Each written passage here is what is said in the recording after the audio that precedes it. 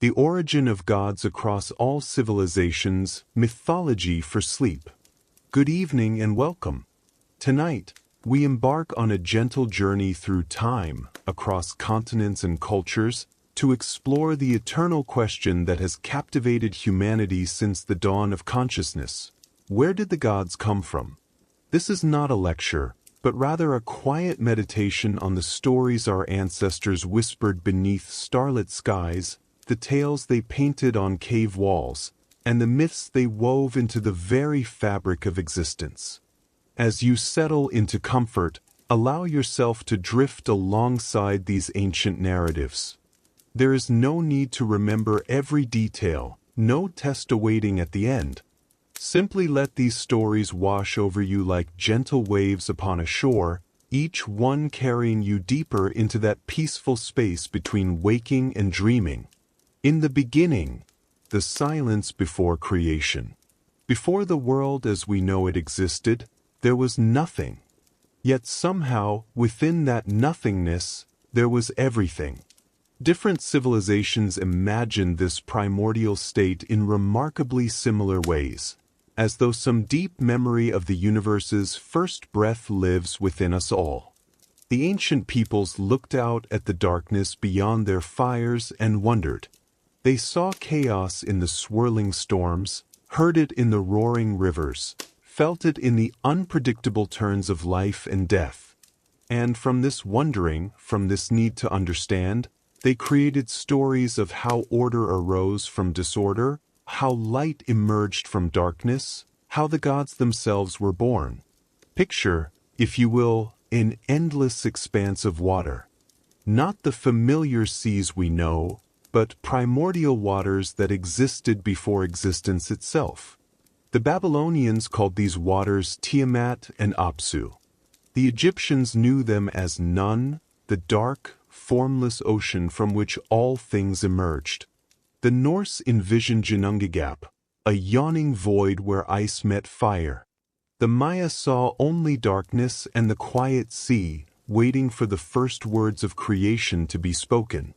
In nearly every corner of the ancient world, creation began with water. Perhaps this speaks to something fundamental in human experience. We begin our lives floating in fluid, emerging into air and light.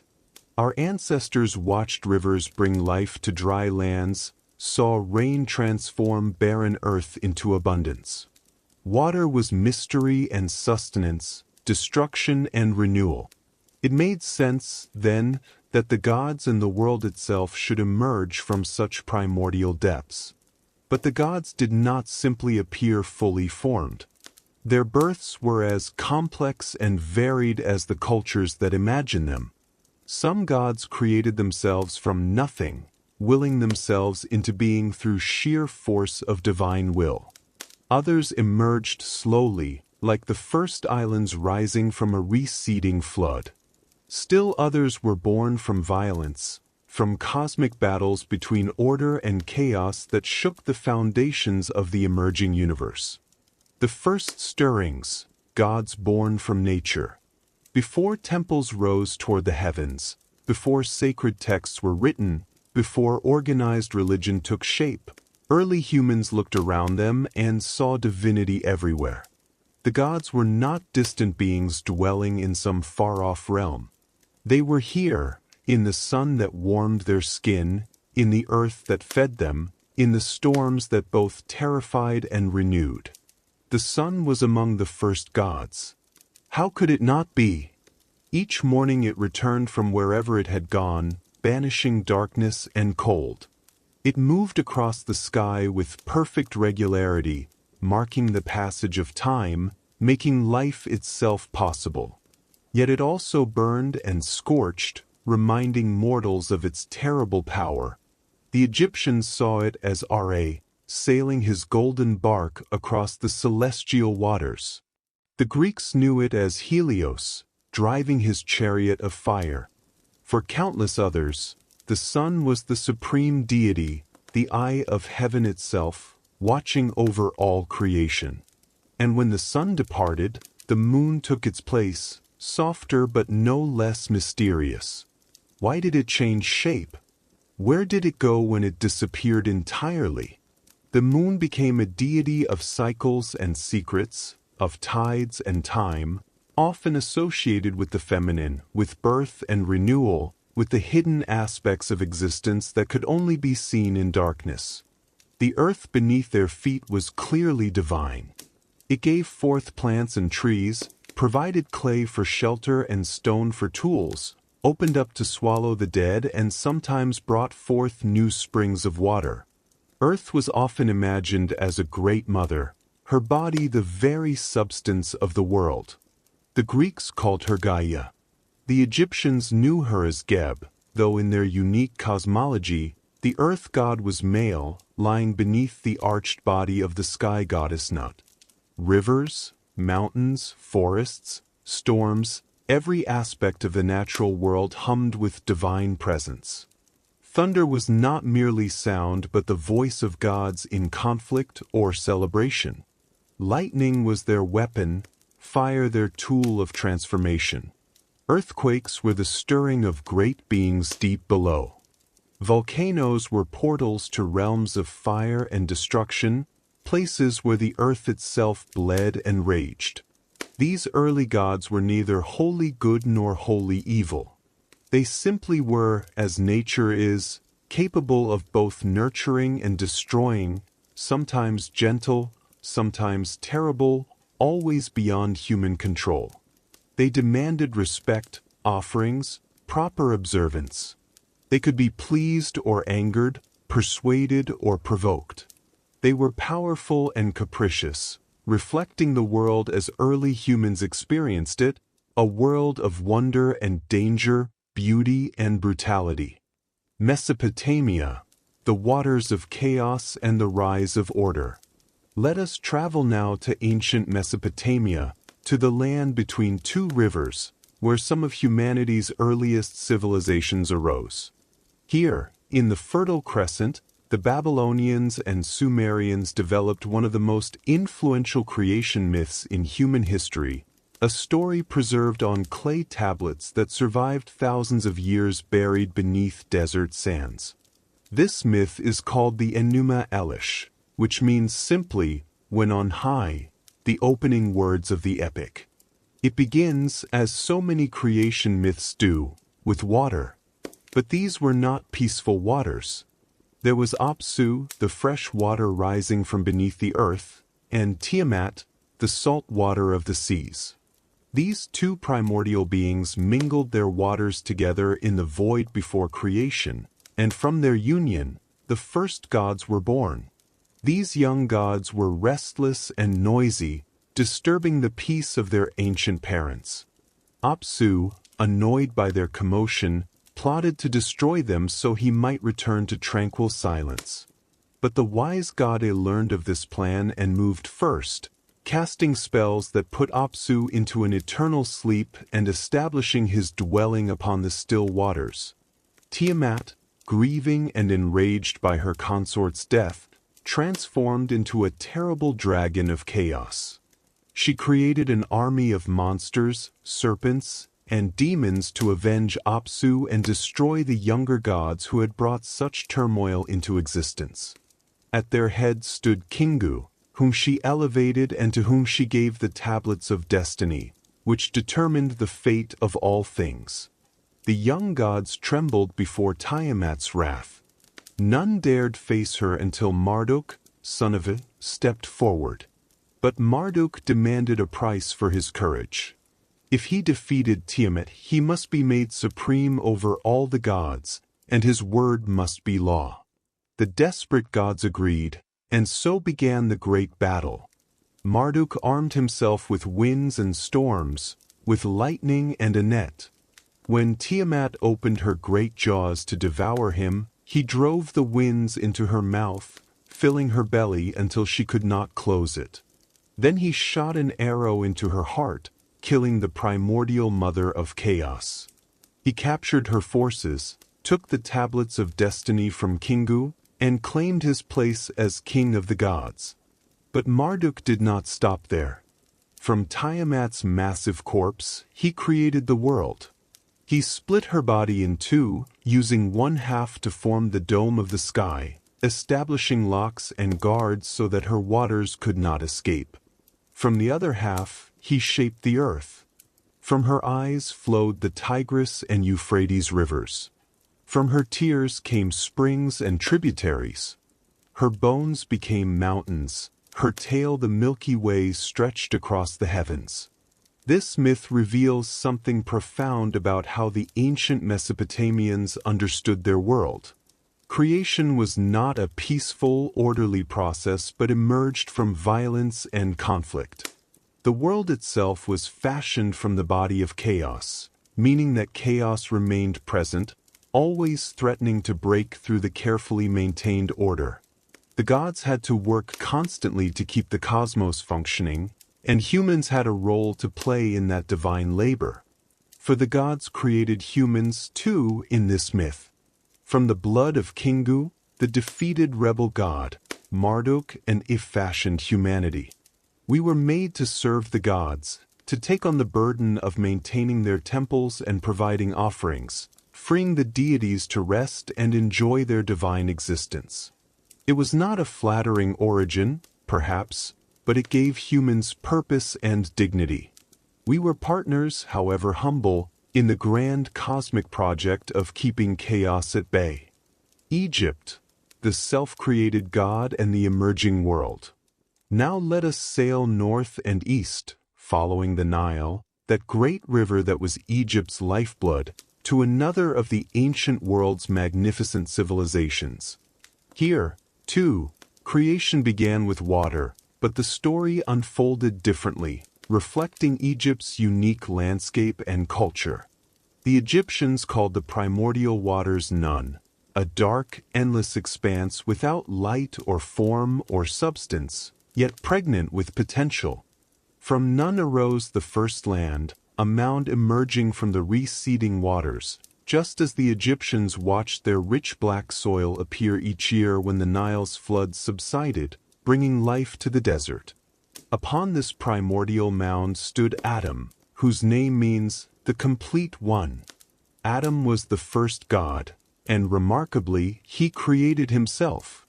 This self-creation was one of the most mysterious and profound aspects of Egyptian theology. How does something arise from nothing? How does consciousness emerge from the unconscious? The Egyptians understood that these questions had no simple answers, so they expressed them through paradox and poetry. According to the tradition centered in the city of Heliopolis, Adam, standing alone in the universe, began the work of creation. Some texts say he spat out the first divine pair.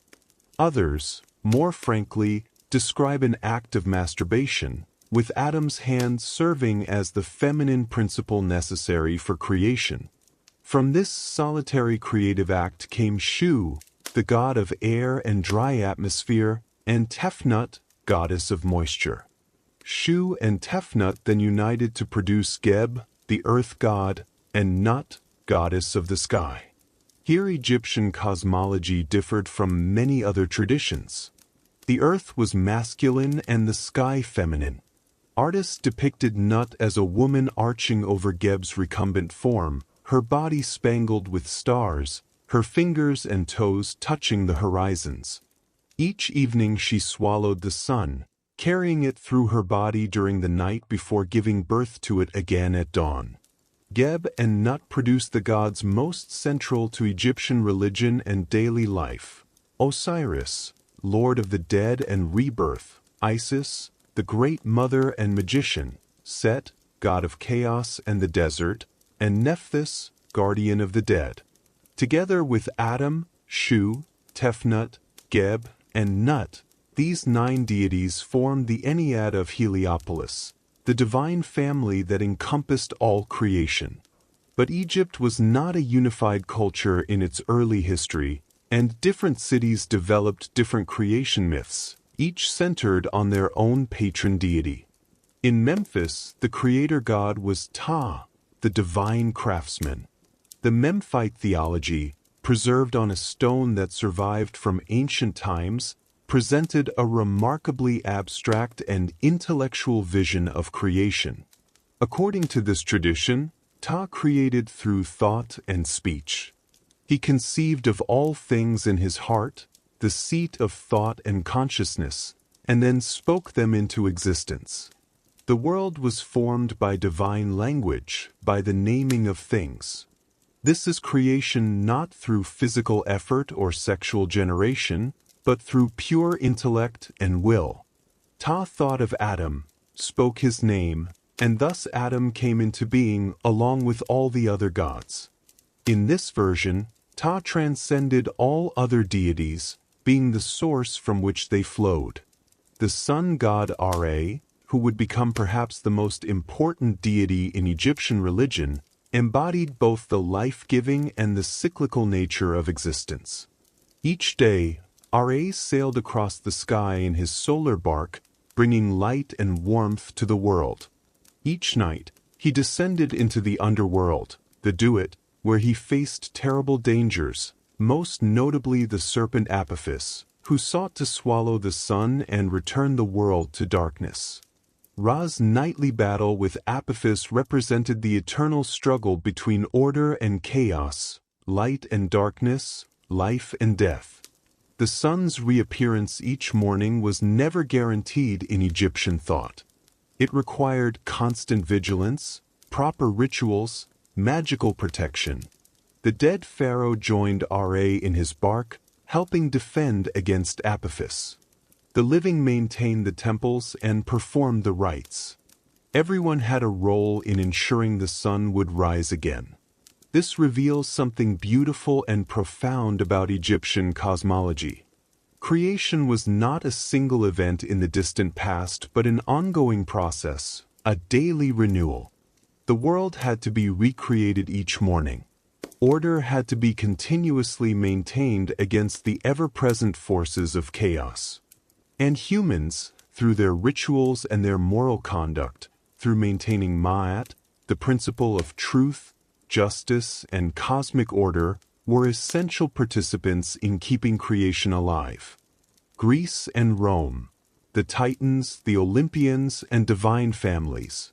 Westward now, across the Mediterranean to the lands of Greece and Rome, where the gods dwelt on snowy Olympus and involved themselves intimately in human affairs.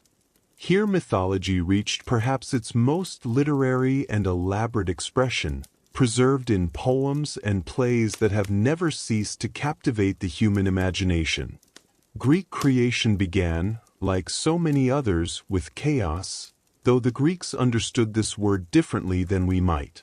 Chaos was not disorder but the primal void, the yawning gap, the undifferentiated emptiness from which all things emerged. From chaos came Gaia, the earth, broad-bosomed and eternal, the foundation of all that exists. Gaia brought forth Uranus, the starry sky, to cover her completely. She also created the mountains and Pontus, the sea. Then, uniting with Uranus, she gave birth to the first generation of divine beings, the Titans, enormous and powerful entities who would rule creation before the familiar Olympian gods. Among the Titans were Oceanus, the river that circled the world, Hyperion, who would father the sun, moon, and dawn, and Cronus, the youngest, who would prove most significant.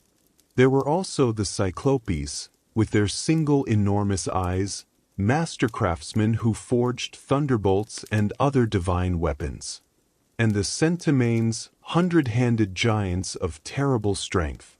But Uranus, ashamed or frightened of some of his offspring, imprisoned them back in Gaia's womb, causing her great pain.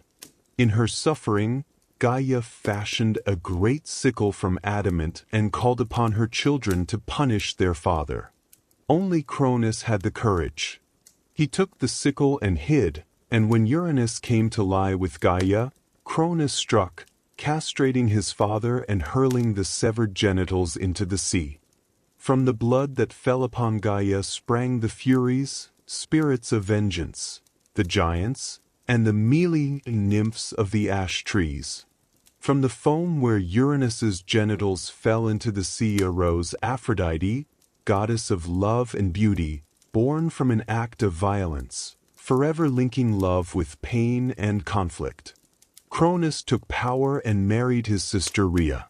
But he had learned from his father's fate and feared his own children might overthrow him. So as each child was born, Cronus swallowed it whole, first Hestia, then Demeter, Hera, Hades, and Poseidon. Rhea, grieving for her lost children, sought Gaia's counsel when she was pregnant with her sixth child.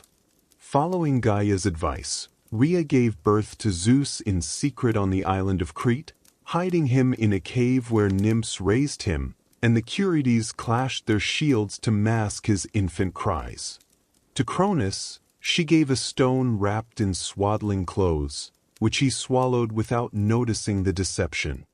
Zeus grew to maturity and, with cunning and power, forced Cronus to regurgitate his siblings. The stone came first, which Zeus placed at Delphi as the omphalos, the navel of the world. Then came his brothers and sisters, fully grown and ready for war. What followed was the Titanomachy, the great war between the Olympian gods and the Titans, a conflict that shook the cosmos. For 10 years the battle raged, neither side able to gain advantage, until Zeus freed the Cyclopes and Centimanes from their prison in Tartarus. Grateful, the Cyclopes forged weapons for the gods, thunderbolts for Zeus, a trident for Poseidon, a helmet of invisibility for Hades. The Centimanes hurled hundred-handed barrages of boulders against the Titans. Finally, the Olympians triumphed. Most Titans were cast down into Tartarus, the deepest pit of the underworld, where they remain imprisoned. Cronus's fate varies in different accounts, some saying he too was imprisoned, others that he eventually made peace with Zeus and now rules the Elysian fields, the paradise for heroes. The victorious gods divided creation among themselves. Zeus took the sky and became king of gods and men. Poseidon received the seas. Hades was given the underworld, realm of the dead. The earth and Olympus were considered common ground, though Zeus's word was law. This pattern of gods born from older gods, of younger deities overthrowing their elders, appears in many mythologies. It speaks to something essential about human experience, the way each generation must, in some sense, overthrow the previous one to establish its own order. The old gods represent the chaotic, primal forces of nature. The new gods represent a more organized, civilized cosmos. Yet the transition requires violence. Order emerges from conflict, stability from struggle. The Roman gods later adopted many aspects of the Greek deities, giving them Latin names and integrating them into Roman civic religion. Zeus became Jupiter, Hera became Juno, Poseidon became Neptune, and so forth. But the essential stories remained, testifying to their enduring power. Hindu mythology, eternal cycles and cosmic creators. Journey now to the vast subcontinent of India, where one of the world's oldest continuous religious traditions developed cosmological ideas of breathtaking complexity and philosophical depth. In Hindu thought, creation is not a single event but an eternal process, endlessly cycling through vast epochs of time. The Hindu understanding of time differs profoundly from the linear conception common in Western thought. Time is Kalachakra, the wheel of time, turning through infinite cycles of creation, preservation, and dissolution. The universe is born, exists, dies, and is reborn again and again in a rhythm as natural and inevitable as breathing. Before this current cycle of creation began, there was Brahman, the ultimate reality, pure consciousness beyond all form and attribute. From Brahman emerged the primordial waters, and within these waters formed a golden egg, the Hiranyagarbha, containing all the potential of existence. In the most common telling, Lord Vishnu, the preserver, reclines upon the cosmic serpent Ananta, who floats upon the primordial ocean. Vishnu sleeps, and his sleep is called Yoga Nidra, the divine sleep of yoga. From Vishnu's navel grows a lotus, and upon this lotus sits Brahma, the creator, with his four faces gazing in the four directions, seeing all that is and all that will be. Brahma sets about the task of creation. From his mind, he creates the great sages and seers. From his body come the elements, the earth and air, fire and water and ether. He creates the celestial bodies, the mountains and rivers, the plants and animals, and finally, humanity. In some versions, humans are created from different parts of Brahma's body, establishing the caste system that would shape Indian society for millennia. But there is another version equally significant, found in the ancient Vedas. The Purusha Sukta describes creation arising from the sacrifice of Purusha, the cosmic being, the primordial person who contained all existence within himself. The gods performed a great sacrifice, offering Purusha himself, and from his body, the universe was born.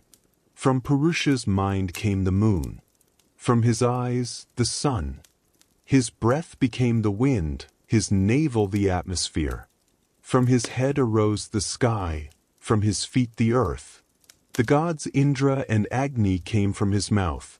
From his limbs came the different classes of society. From his mouth, the Brahmins, the priests. From his arms, the Kshatriyas, the warriors. From his thighs, the Vaishyas, the merchants and farmers. From his feet, the Shudras, the laborers. This sacrificial creation myth presents a vision of the cosmos as fundamentally interconnected. All things share a common origin in Purusha. The entire universe is one body, and what harms one part harms the whole.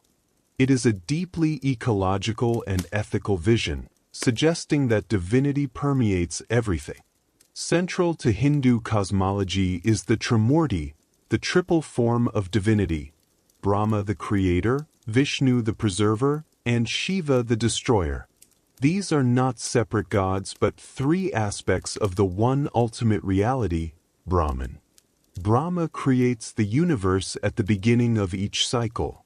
Vishnu maintains it, preserving Dharma, the cosmic order and righteousness, intervening when necessary through his avatars, his descents into the world in various forms. And Shiva, when the time comes, performs the dance of destruction, the Tandava, dissolving the universe so that it may be created anew. Shiva's role as destroyer is not malevolent but necessary. Without destruction, there can be no new creation. The old must pass away for the new to emerge. Shiva dances in a ring of fire, 1 foot raised, multiple arms holding various symbols. His dance maintains the rhythm of the cosmos, the perpetual cycle of death and rebirth, ending and beginning. Time in Hindu cosmology operates on a scale almost impossible for human minds to grasp. The basic unit is the kalpa, 1 day in the life of Brahma, lasting 4.32 billion years. During this day, the universe exists. When Brahma sleeps, the universe dissolves. When he wakes, creation begins again. And Brahma himself lives for 100 of his years, each consisting of 360 such days and nights. When Brahma's life ends, even he dissolves back into Brahman, and after a period of rest, a new Brahma emerges to begin the cycle anew. Within each kalpa are smaller cycles called yugas, ages of the world that decline in righteousness and length. There is the Satya Yuga, the Golden Age, lasting 1,728,000 years, when humanity lives in perfect harmony with Dharma. Then comes Treta Yuga, the Silver Age, when Dharma begins to decline. Dvapara Yuga follows, with Dharma reduced to half. Finally, there is Kali Yuga, the Dark Age, lasting 432,000 years, when Dharma is at its weakest and chaos threatens to overwhelm order. According to traditional calculations, we are currently living in Kali Yuga, which began with the death of Krishna, one of Vishnu's most beloved avatars, roughly 5,000 years ago. This explains, from a Hindu perspective, why the world seems filled with conflict and suffering. But even this dark age will end, and when it does, Kalki, the final avatar of Vishnu, will appear to destroy evil and begin the cycle anew. This cyclical vision offers a different response to suffering than many Western religions. There is no final judgment, no permanent heaven or hell, no ultimate end to time. Instead, there is eternal return, infinite opportunities for souls to evolve toward liberation, toward moksha, the release from the cycle of birth and death and reunion with Brahman. Norse, ice, fire, and the sacrifice of the giant. Travel north now, to the cold lands where ice and snow dominate much of the year, where long winter nights and brief summer days shape the worldview of the Norse peoples. Here, creation emerged from the meeting of opposites, from the marriage of fire and ice in the primal void. In the beginning, there was Ginnungagap, the yawning void, the gap that gaped, stretching endlessly in all directions. To the north lay Niflheim, the realm of ice and freezing mists, home to poisonous rivers that froze in the void. To the south blazed Muspelheim, the realm of fire, bright and burning, guarded by the giant Surtur with his flaming sword. Ice from Niflheim crept toward the center of Ginnungagap, layer upon layer building in the void. Fire from Muspelheim sent waves of heat and showers of sparks toward the center. When ice and fire met, when cold and heat collided, the ice began to melt and drip, and from those drops emerged Ymir, the first being, a giant of frost and chaos. Ymir was not male or female but hermaphroditic, containing within himself the potential for generation. As he slept, he sweated, and from his sweat came other frost giants. From under his left arm emerged a male and female giant. His legs mated with each other and produced a six-headed son. Thus began the race of the Jotnar, the giants, ancient and chaotic forces that would forever oppose the gods. As Ymir slept and the ice continued to melt, another being emerged, Audhumla, the primordial cow. She licked the salty ice blocks for nourishment, and her licking gradually revealed a figure trapped within the ice. On the first day, his hair appeared. On the second day, his head emerged. On the third day, the first of the gods stood free, Buri, tall and strong and handsome. Buri had a son, Bor, by means that are not explained in the surviving texts. Bor married Bestla, one of the frost giants, and together they had 3 sons, Odin, Vili, and Vi. These 3 brothers would become the creators of the ordered cosmos. The sons of Bor grew and looked upon Ymir, the vast giant who drank rivers of milk from Audhumla, and they saw in him the raw material of creation. So they attacked Ymir and slew him. From his wounds flowed such a torrent of blood that all the frost giants drowned save 2, Bergelmir and his wife, who escaped on a hollowed log and drifted away to the edges of existence, where they would repopulate the race of giants. Odin, Vili, and Vi took Ymir's enormous corpse to the center of Ginnungagap and began the work of world-building. From his flesh they shaped the earth. From his blood they created the seas and lakes. His bones became mountains, his teeth and broken bones became rocks and boulders. They lifted his skull and made it the dome of the sky, setting it upon 4 dwarfs, one at each cardinal point, Nordri, Sudri, Austri, and Vestri, representing north, south, east, and west. The gods threw Ymir's brains into the sky, where they became clouds. They took sparks from Muspelheim and scattered them across the heavens to become stars, fixed in their courses so that days and seasons could be measured. The sun and moon were given to two beautiful siblings, chased eternally across the sky by wolves that sought to devour them, creating day and night, light and darkness. From Ymir's eyebrows, the gods built a fortification called Midgard, the middle enclosure, the realm of humans. This wall protected the emerging world from the giants who dwelt at the frozen edges. In Jotunheim, the giant home, forever threatening to break through and return creation to chaos. Finally, the three brothers walked along the seashore and found two trees, or perhaps two logs washed up from the sea. From these, they created the first humans. Odin gave them breath and life. Vili gave them consciousness and movement. Vi gave them faces, speech, hearing, and sight. The man they named Ask, meaning ash tree. The woman they named Embla, possibly meaning elm, though this is uncertain. This creation through sacrifice, through the dismemberment of a primordial being, echoes the Hindu Purusha myth and appears in other Indo-European traditions. It suggests a worldview in which creation requires sacrifice, in which order can only be established through violence against chaos. Ymir, like Tiamat and like Purusha, had to die so that the world could live. His body literally is the world, meaning chaos remains within the structure of creation, always present, always ready to reassert itself. The Norse cosmos remained a place of tension and conflict. The gods established order, but the giants never ceased their opposition. The gods built Asgard, their realm connected to Midgard by Bifrost, the Rainbow Bridge, and they dwelt there in their great halls. But they knew their time would not last forever.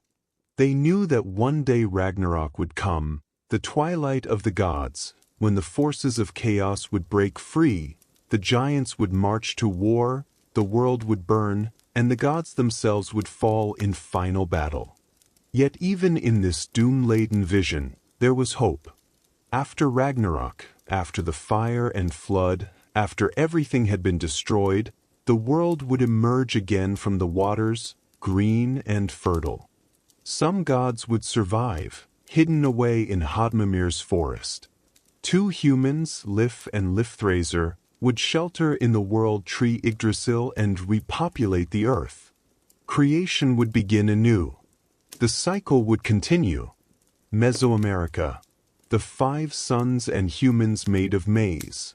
Cross now the great ocean, westward over the Atlantic to the Americas, where magnificent civilizations arose in the jungles and highlands of what we call Mesoamerica. Here the Maya, the Aztecs, and earlier peoples developed cosmologies centered on agricultural cycles, the movements of celestial bodies, and the sacred relationship between gods and humans. The Maya possessed the Popol Vuh, the book of the community, which preserved their creation narrative. In the beginning, there was only the sky and the sea, still and silent. Then came the gods, Heart of Sky, whose name was also Hurakan, and Sovereign Plumed Serpent, whose name was Gukyamats or Kukulkan, the great feathered serpent who would be known to the Aztecs as Quetzalcoatl. These creator gods met and spoke together in the darkness, and through their speech, through the power of their words, they brought the earth into being. Earth, they said, and the mountains rose from the waters. Trees, they spoke, and forests spread across the land. They filled the world with animals, deer and jaguars, birds and serpents, creatures of every kind. But something was missing. The gods wanted beings who could speak, who could name them, who could keep track of the days and make offerings. They wanted humans. So began a series of attempts, each ending in failure, each teaching the gods something about what true humanity required. First, they fashioned people from mud. But these mud people were weak and formless, dissolving in water, unable to turn their heads or speak coherently. The gods saw this would not work and dissolved them back into the earth. Next, they tried making people from wood. These wooden people could speak and multiply, building houses and having children. But they had no hearts, no minds, no memory of their creators. They did not know how to worship or make offerings. They were mechanical, empty, without souls. Displeased, the gods sent a great flood to destroy them. The animals turned on them, even their grinding stones and cooking pots rose up against them. Most perished. A few fled into the forests and became the monkeys, a cautionary reminder of this failed creation. Finally, the gods ground yellow and white maize, the sacred corn that was Mesoamerica's staple crop, and from this maize dough, they shaped humanity. These maize people were perfect. They could see everything, even to the far corners of the earth and up into the sky. They understood everything. They gave thanks to their creators and made proper offerings. But the gods became worried. These humans were too perfect, too much like gods themselves. So they clouded human vision, veiling the eyes so that people could see only what was close at hand.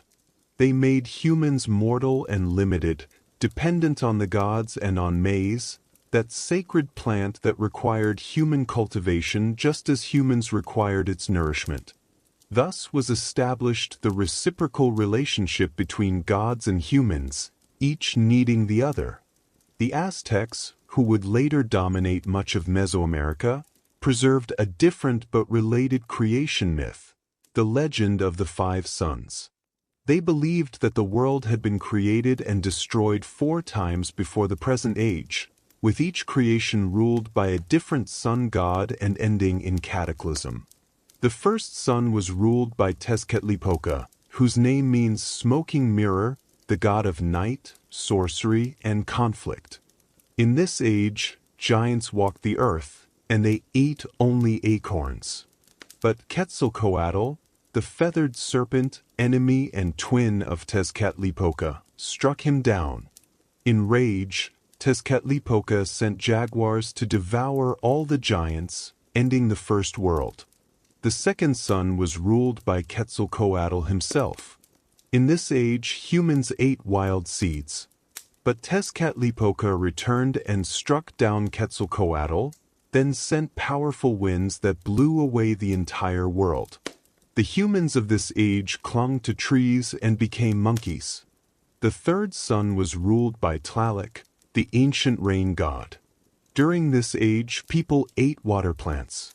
But Quetzalcoatl sent a rain of fire and ash from the sky, perhaps echoing memories of volcanic eruptions.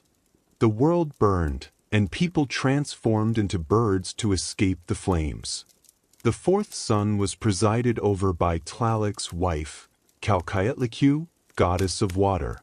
People of this age lived on seeds. But this world was destroyed by a great flood that lasted 52 years. The survivors turned into fish and other aquatic creatures. After the fourth destruction, the gods gathered in the darkness at Teotihuacan, the place where time was created. The world needed a new sun, but to create it required sacrifice.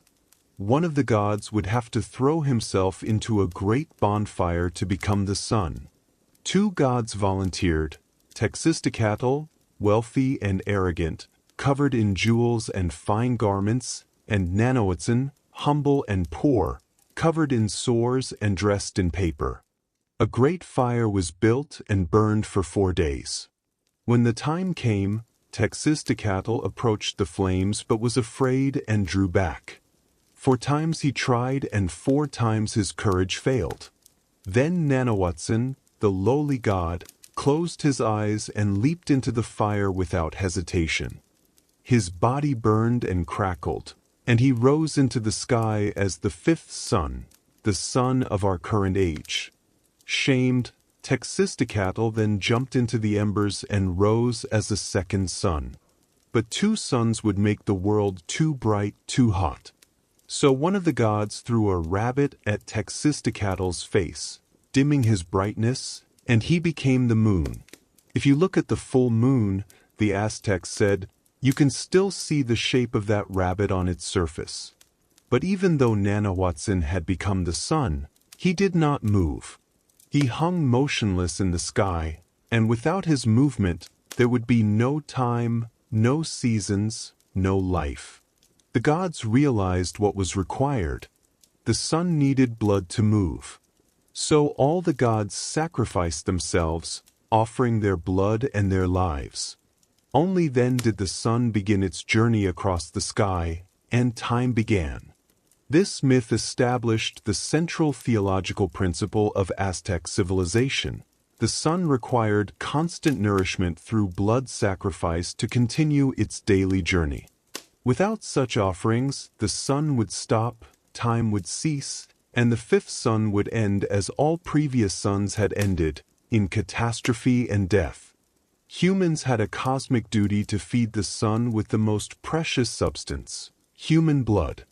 This is why the Aztecs practiced ritual sacrifice on such a scale. It was not cruelty for its own sake but cosmic necessity. Every captive warrior offered on the temple pyramid was feeding the sun, keeping the universe in motion, preventing the final apocalypse. In their worldview, the gods had sacrificed themselves to create the sun, so humans must reciprocate to keep it alive. The Mesoamerican vision of creation reveals deep anxieties about the fragility of existence. The world had ended 4 times before. What guarantee was there that it would not end again? Only constant vigilance, proper ritual, and appropriate sacrifice could maintain the delicate balance. The gods and humans were locked in a relationship of mutual dependence. The gods created humans, but they needed human worship and offerings to maintain their power. Humans needed the gods to keep the cosmos functioning, but the gods needed humans to feed them. African traditions, ancestral gods, and the rhythm of life. The African continent, vast and diverse, gave birth to countless creation myths, each reflecting the particular environment, social structure, and spiritual concerns of different peoples. While we cannot explore them all, we can glimpse a few that reveal common themes and unique perspectives. Among the Yoruba people of West Africa, creation began with Olodumare, the supreme god, who existed before all things. Olodumare created the lesser deities, the Orisha, who would serve as intermediaries between the divine and human realms. When Olodumare decided to create the earth, he called upon Obatala, the Sky Father. Olodumare gave Obatala a shell containing sand, a 5-toed hen, and a chameleon. Obatala descended from the heavens on a golden chain, hanging down from the sky into the primordial waters below. When he reached the end of the chain, hovering above the waters, he poured out the sand. The 5-toed hen scratched at the sand, spreading it in all directions, creating the first dry land. The chameleon tested the ground to ensure it was firm, walking carefully upon the newly formed earth. Where the sand spread became Ilife, the sacred city, the place of origin. Obatala then shaped humans from clay, creating their bodies with great care. But he grew thirsty from his work and drank palm wine, becoming intoxicated. In his drunkenness, he made some humans with crooked backs, some blind, some with missing limbs. These imperfect humans became the first disabled people. When Obatala sobered and saw what he had done, he was filled with remorse. He swore never to drink palm wine again and became the protector of all people born with disabilities. This myth provided a sacred explanation for human imperfection and established a moral obligation to treat disabled individuals with respect and care.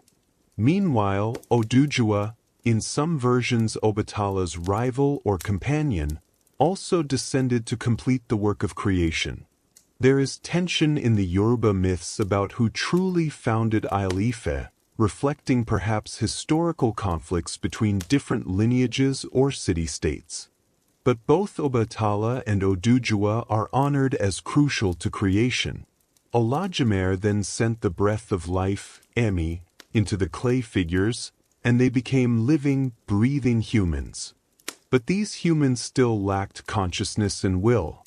So Olodumare sent the Orisha Eshu, the trickster and messenger, to carry the divine spark, the Ori or spiritual head, to each human. This Ori is the individual soul, the personal deity that guides each person's destiny. In this tradition, every human has their own spiritual essence, their own Ori, which existed before them in the heavens and chose to come into the world. Before birth, each Ori kneels before Olodumare and chooses their destiny, though they forget this choice once born. The purpose of life is to fulfill this pre-chosen destiny, and divination practices help people remember and align with their spiritual path. The Dogon people of Mali preserved a complex cosmogony involving the creator god Amma and the Namo, primordial spirits who brought order to creation. Amma created the earth as a female being and the sun as male.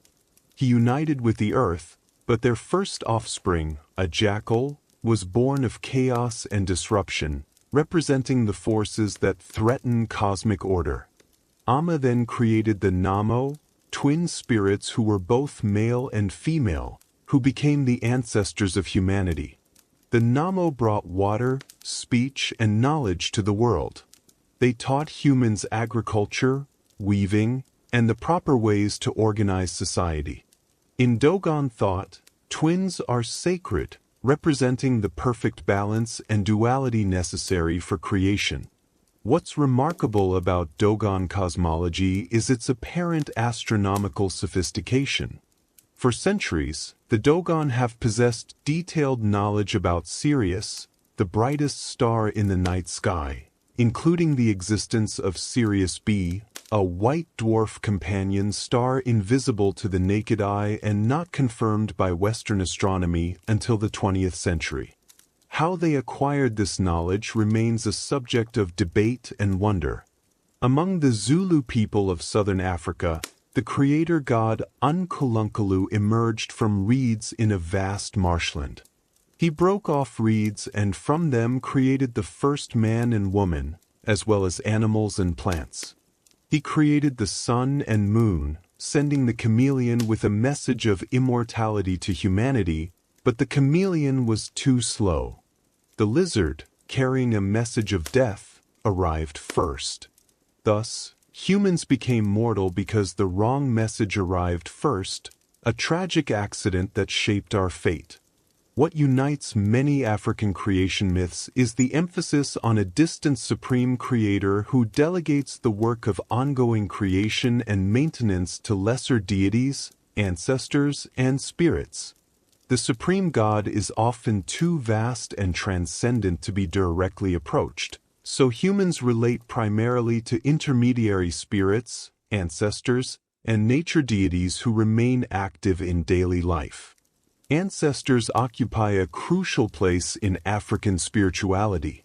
They are not gone but remain present, watching over their descendants, offering guidance and protection, becoming angry when neglected. The barrier between the living and the dead is permeable. The ancestors are the original inhabitants, the first humans created by the gods, and they retain their connection to divine power.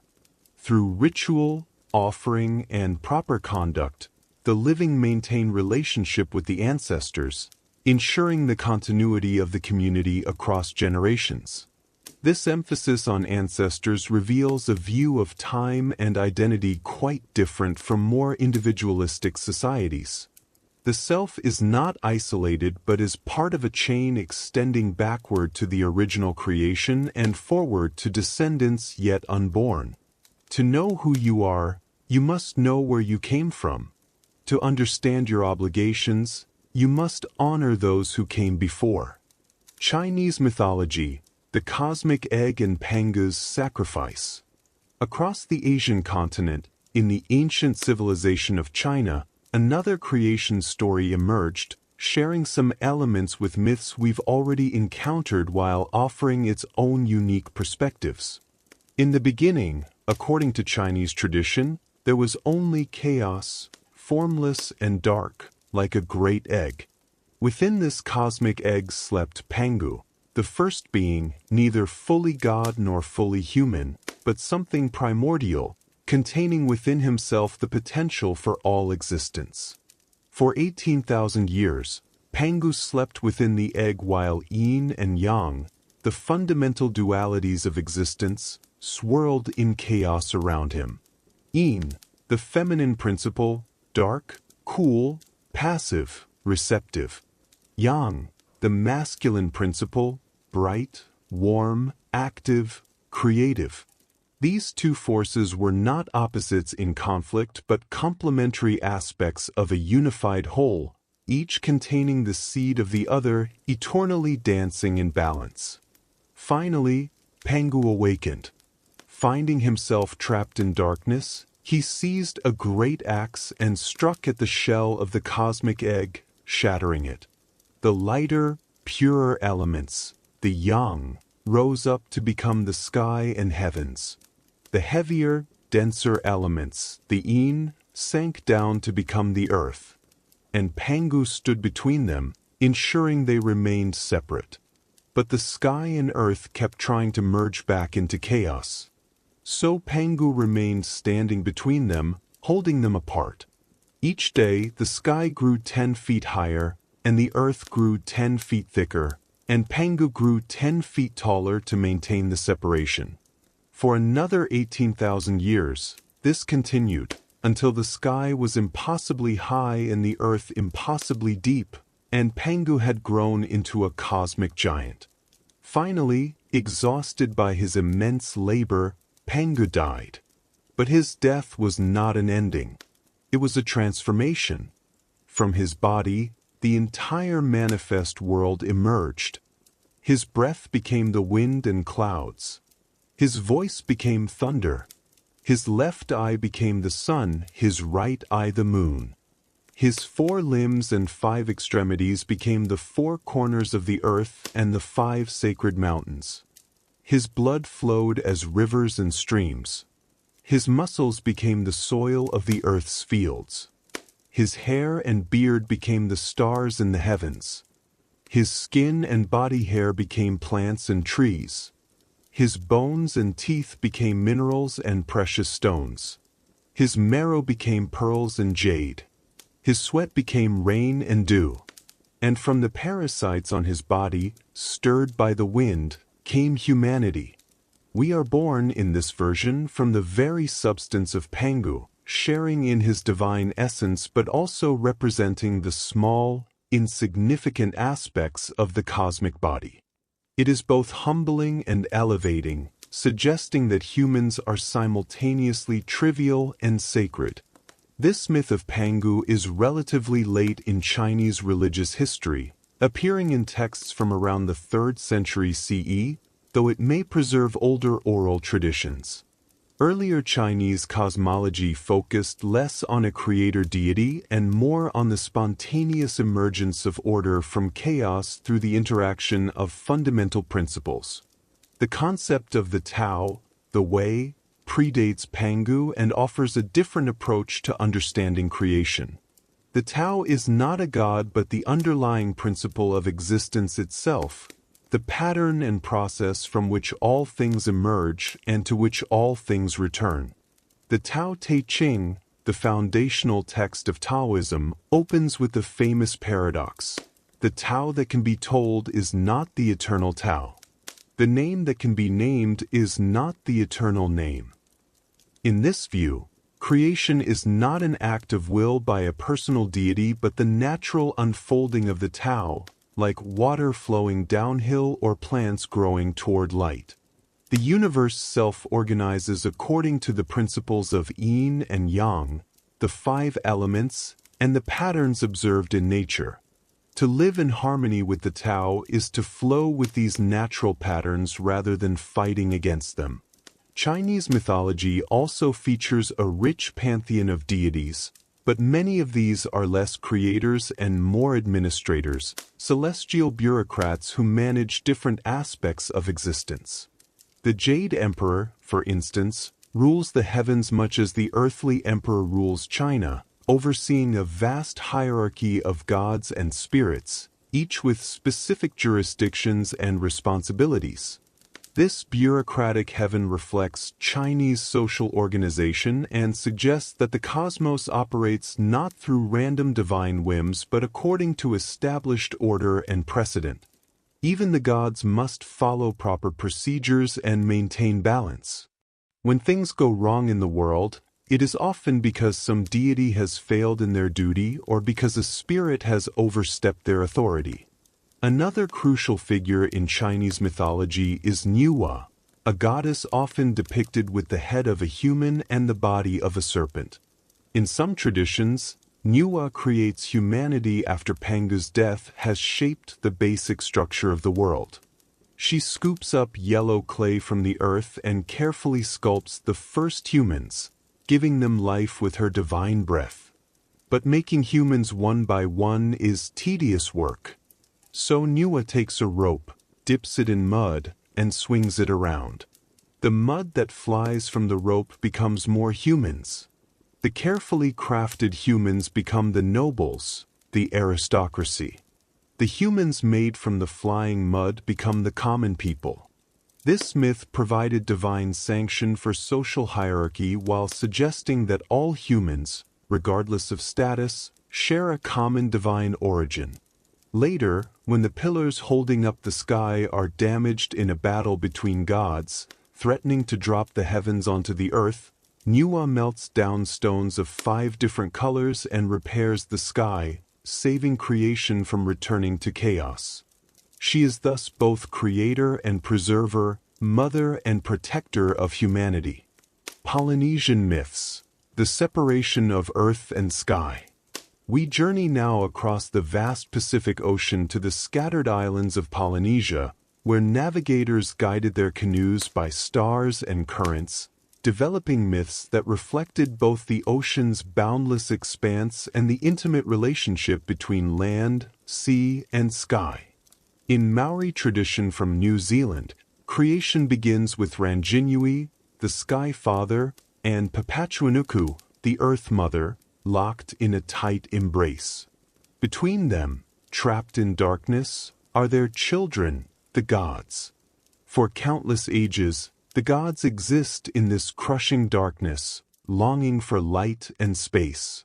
The children discuss how they might separate their parents to bring light into the world. Timidwenga, god of war, suggests killing them. Others recoil at this idea.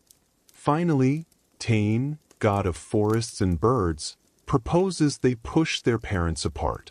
Most of the children agree, though Tawiramadia, god of storms, opposes the plan, loving his parents and preferring the darkness. One by one, the gods try to separate Ranginui and Papatuanuku. They push and pull, but the embrace is too strong. Finally, Tain lies on his back, places his feet against the Sky Father and pushes with all his might. Slowly, painfully, the sky begins to rise. Ranginui and Papatuanuku cry out in sorrow, their tears becoming rain and mist as they are torn apart.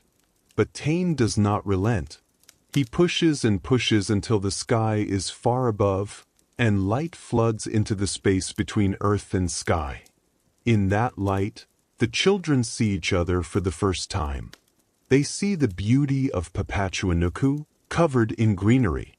But Ranginui and Papatuanuku continue to grieve their separation, their sorrow expressed in rain falling from the sky and mists rising from the earth, forever reaching toward each other but never able to reunite. Tawiramadia, furious at what his brothers have done, ascends to join Ranginui in the sky. From there, he sends storms and winds to attack his brothers, beginning the eternal conflicts between the gods that shape the natural world. Tangaroa, god of the ocean, flees to the sea. The others scatter to their various domains, establishing the divisions and boundaries that make the cosmos comprehensible. This myth beautifully expresses the Polynesian understanding of the natural world. The separation of earth and sky creates space for life but also introduces longing and separation. The rain is the sky father's tears. The mist is the earth mother's sighs. The storms are the anger of Tawiramadia. Nature is animated by divine emotions, by the ongoing drama of the gods. Tain populates his domain, the forests, with trees and birds. He creates the first woman, Hainawon, from the earth. He breathes life into her, and she becomes the mother of humanity. But Tain's relationship with his daughter Hinetatama leads to tragedy. Not knowing she is his daughter, he takes her as his wife. When she discovers the truth, she is so horrified and shamed that she flees to the underworld, becoming Hainiipa, the goddess of death. When Tain asks her to return, she refuses, saying she will wait in the underworld to receive their descendants. Thus, death enters the world as a consequence of transgression. The great Polynesian hero Maui appears in myths across the Pacific Islands with variations in different cultures. Maui is a trickster figure, a demigod born prematurely and cast into the sea by his mother, but rescued and raised by his ancestors. He possesses magical powers and uses them to benefit humanity, though often through deception and mischief. It was Maui who slowed the sun. In the beginning, the sun raced across the sky so quickly that days were too short for humans to complete their work. Maui climbed to where the sun rose and snared it with ropes made from his sister's hair. He beat the sun until it promised to move more slowly, giving humans longer days. Maui also fished up islands from the ocean floor. Using a magical fishhook made from his grandmother's jawbone, he caught the ocean floor and pulled it up, creating new lands for humans to inhabit. In some versions, New Zealand itself is the great fish that Maui caught, its jagged coastline the result of his brothers cutting it up before it could be properly presented to the gods. Maui's greatest and final feat was his attempt to defeat death itself. He learned that Hainiipa, the goddess of death, could be conquered if someone could enter her body while she slept and emerge from her mouth. Maui transformed himself into a small creature and tried to crawl inside the sleeping goddess. But the birds accompanying him began to laugh at the sight, waking Hainiipa, who crushed Maui within her body. Thus, death remained undefeated and humans remained mortal. These Pacific myths reveal a worldview in which gods and humans exist in close relationship, where heroes can challenge the cosmic order, where the boundaries between different realms are crossable but dangerous. The ocean, ever present in Polynesian life, serves as a highway and a barrier, connecting islands while keeping them distinct, allowing movement between worlds while maintaining their separation. Why humans created gods? The need for meaning. As we drift through these myths from across the world, patterns begin to emerge, like constellations slowly revealing themselves in a dark sky. Different peoples, separated by vast distances and millennia, imagined creation in remarkably similar ways. But what drove humans to create these stories? What need did the gods fulfill? Our distant ancestors lived in a world they could not fully understand or control. The sun rose and set with perfect regularity, but why? Storms arrived without warning, bringing needed rain or devastating floods. People sickened and died for reasons no one could explain. Women became pregnant, and new life emerged from their bodies, a miracle beyond comprehension. The dead seemed to disappear but perhaps persisted somehow, somewhere. Fear was surely part of it. The world was dangerous. Predators hunted in the darkness. Lightning could strike without warning. Earthquakes could swallow villages. Disease could wipe out families. Imagining that these forces were controlled by conscious beings, by gods who could be pleased or appeased, made the chaos feel more manageable. If disaster came from an angry deity, perhaps proper offerings or rituals could prevent future catastrophes. But it was more than fear. It was wonder. The human mind seeks patterns, demands explanation, yearns to understand. We are storytelling creatures, unable to simply accept phenomena without finding meaning in them. The gods provided narrative frameworks that made existence comprehensible. The gods also addressed the deepest existential questions. Why do we exist? Where did we come from? What happens when we die? What is the right way to live? In the absence of scientific understanding, mythology provided answers that satisfied the human need for meaning. Consider death, the great mystery. Every human society has had to grapple with mortality, the painful fact that everyone we love will die, and we will die too. The gods offered reassurance. Death was not a random cessation of existence, but a transition to another realm. The dead joined the ancestors, or entered the underworld, or were reborn into new bodies, or merged with the divine. Death had purpose, was part of a larger pattern. The gods also enforced morality and social order. In many mythologies, the gods punished wrongdoing and rewarded virtue. They established laws and customs, sanctifying the social rules that made communal life possible. When a chief or king claimed divine descent or divine mandate, it reinforced their authority and discouraged rebellion. If the gods ordained the social hierarchy, then challenging it was not merely political dissent but cosmic transgression. The seasonal cycles that governed agricultural societies were explained and controlled through myth. Planting and harvest, flood and drought, these were not random but reflected divine actions. The Greek myth of Persephone's abduction by Hades explained why summer gave way to winter. When Demeter mourned her daughter's absence in the underworld, the earth became barren. When Persephone returned for half the year, life renewed. This myth gave meaning to the cycle and provided rituals to ensure its continuation.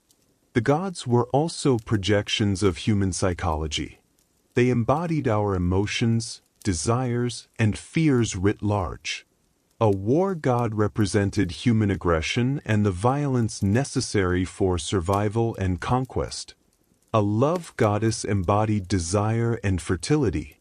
A trickster god reflected human cleverness and the subversive impulse to question authority. By externalizing these aspects of ourselves as divine beings, humans could explore and understand their own nature. Moreover, the gods provided a sense of connection to something greater than individual existence. In the presence of the divine, whether at a temple or sacred grove, people experience transcendence, the feeling of being part of a cosmic whole. The rituals brought communities together in shared purpose, creating social cohesion and collective identity. The creation myths specifically served crucial functions. They explained origins, providing identity and grounding. To know how the world began was to understand humanity's place in it. These myths often contained instructions for living, embedded in the stories of how gods wanted humans to behave. They preserved cultural memory, encoding history, migrations, and social values in narrative form that could be passed down orally through generations. Interestingly, most creation myths position humans in a subordinate but significant relationship with the gods. We are not the center of creation, but neither are we insignificant. We have duties to perform, offerings to make, rituals to observe. We matter to the cosmos. our actions can influence divine favor. This gave individual human lives weight and purpose. Shared patterns, the universal language of myth. Despite the vast differences in culture, geography, and time period, creation myths share remarkable similarities. These patterns suggest something profound about human cognition and the universal aspects of our experience. Nearly all creation myths begin with primordial chaos or void. Whether it's the waters of Tiamat, the Nun of Egypt, Ginnungagap of the Norse, or the cosmic egg of China, creation emerges from an undifferentiated state. This might reflect the human experience of consciousness emerging from sleep, or birth emerging from the womb, or simply the logical necessity that order must come from somewhere. The theme of separation or division appears repeatedly. Sky and earth must be pushed apart. Light must be separated from darkness. The cosmic egg must crack. The primordial giant must be dismembered. Creation requires differentiation, the establishment of boundaries and categories. This mirrors how human understanding works through classification and distinction. Sacrifice is another recurring element. Whether it's Ymir, Purusha, Pangu, or the Aztec gods throwing themselves into the fire, creation often requires something to die so that life can emerge. This profound idea suggests that life feeds on death, that transformation requires destruction of old forms, that nothing comes from nothing but everything comes from something else. The motif of divine conflict appears across cultures. Marduk battling Tiamat, Zeus overthrowing Cronus, the separation of Ringi and Papa despite their grief. Creation is rarely peaceful but emerges from struggle. This might reflect observation of natural processes, storms and floods that destroy but also renew, or it might encode memories of human conflicts and social upheavals. Many myths feature multiple attempts at creation. The Maya try mud people, then wood people, before succeeding with maize people. The Aztec world is destroyed and remade 4 times before the 5th sun. This suggests an understanding that perfection requires iteration, that getting things right takes time and effort, perhaps even that our current world is imperfect and might itself be replaced someday. The world tree or cosmic mountain appears in numerous traditions as the axis mundi, the center of the world connecting different realms. Yggdrasil in Norse myth, the Ceiba tree in Maya tradition, Mount Meru in Hindu and Buddhist cosmology. This vertical connection between underworld, middle world, and heavens reflects human sense of cosmic hierarchy and the importance of sacred centers. Divine families and genealogies feature prominently. Gods have parents, children, siblings.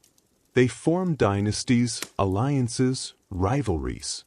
This anthropomorphization makes the gods relatable but also reflects how human kinship structures society. Divine families legitimate earthly ones, and conflicts among gods mirror human social tensions. The role of the culture hero or trickster appears widely. Maui in Polynesia, Prometheus in Greece, Coyote in Native American traditions, Eshu among the Yoruba. These beings mediate between gods and humans, often stealing fire or knowledge or providing other benefits to humanity, sometimes through deception or rule-breaking. They represent human cleverness and the questioning spirit that challenges divine authority. Flood myths appear in many cultures, from the biblical Noah to the Greek Deucalion to Mesopotamian Gilgamesh.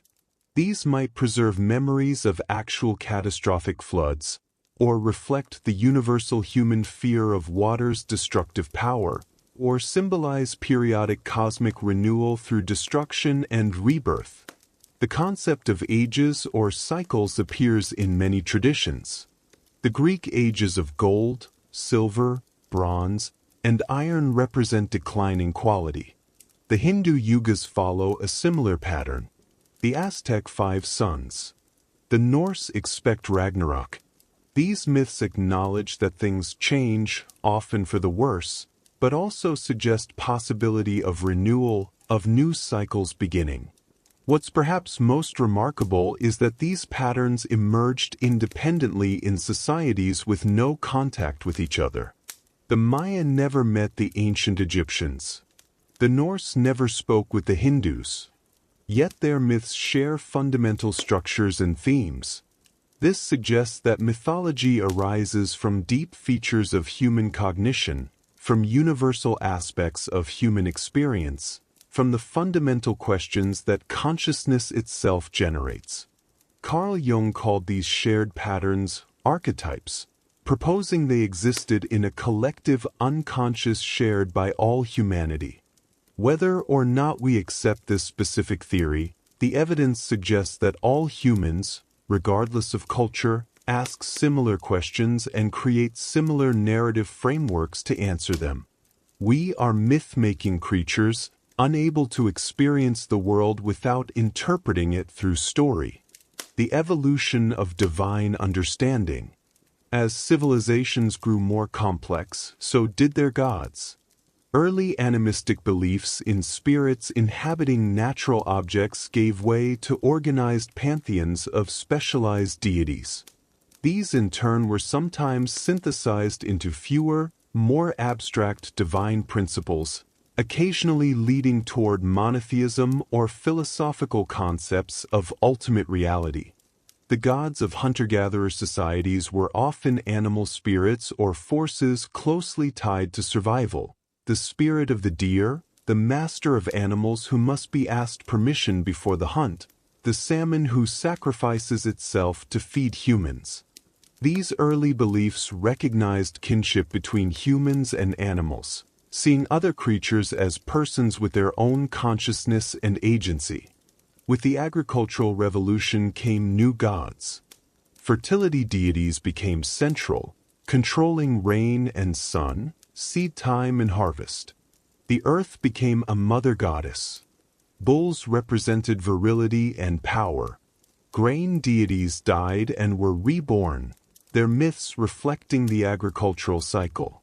Social hierarchies developed, and divine hierarchies followed, with king gods ruling over lesser deities just as human kings ruled their subjects. Cities brought new concerns and new gods. Commerce required gods of merchants and trade. Writing needed divine patrons. Law required gods of justice. Warfare elevated war deities. The specialization of human society was reflected in heaven. In Egypt, Thoth became god of writing and wisdom. In Greece, Athena embodied strategic warfare and craft. In Rome, Mercury presided over merchants and messages. Empires synthesized the gods of conquered peoples, creating vast, complex pantheons. The Romans absorbed Greek gods, giving them Latin names and Roman characteristics.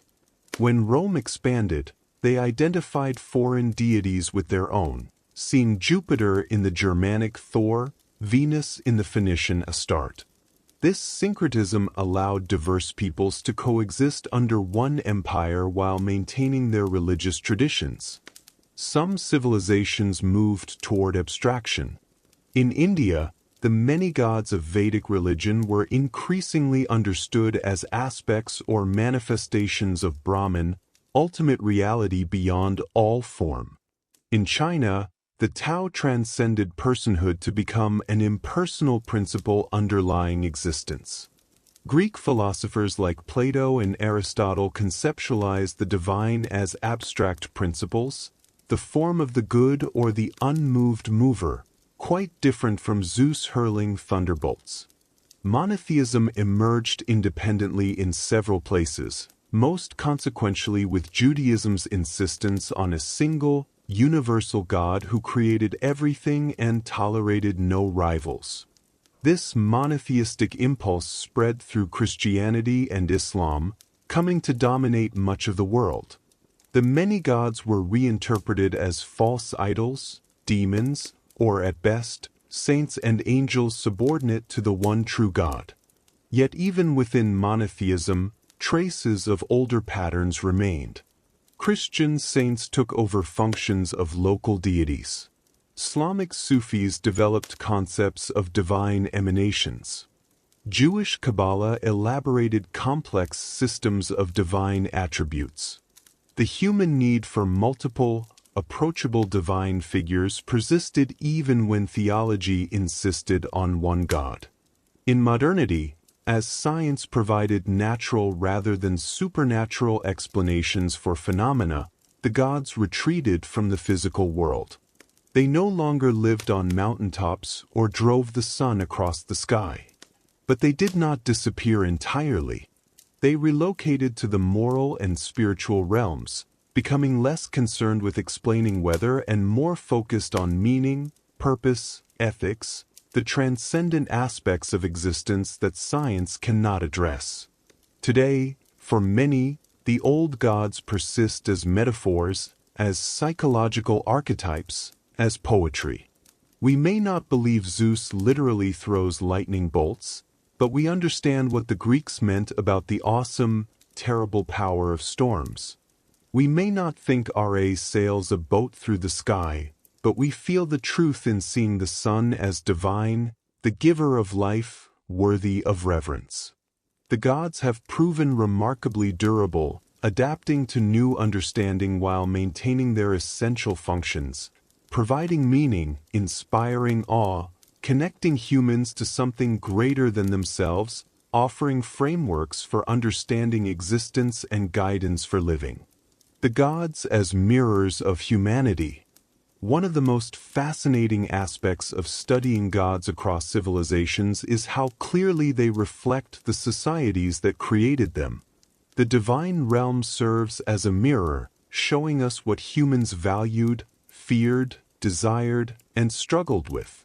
Agricultural societies created gods obsessed with fertility and the seasons. The life or death dependence on crops manifested as deities who controlled rain and sun, who died and were reborn like the grain, who demanded offerings to ensure good harvests. Demeter mourning for Persephone made emotional sense of the cycle that determined whether communities would feast or starve.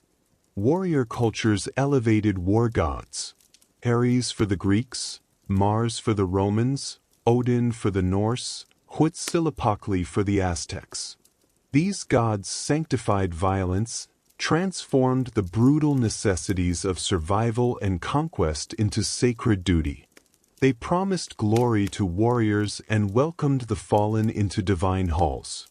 They made the trauma and horror of warfare bearable by giving it transcendent meaning.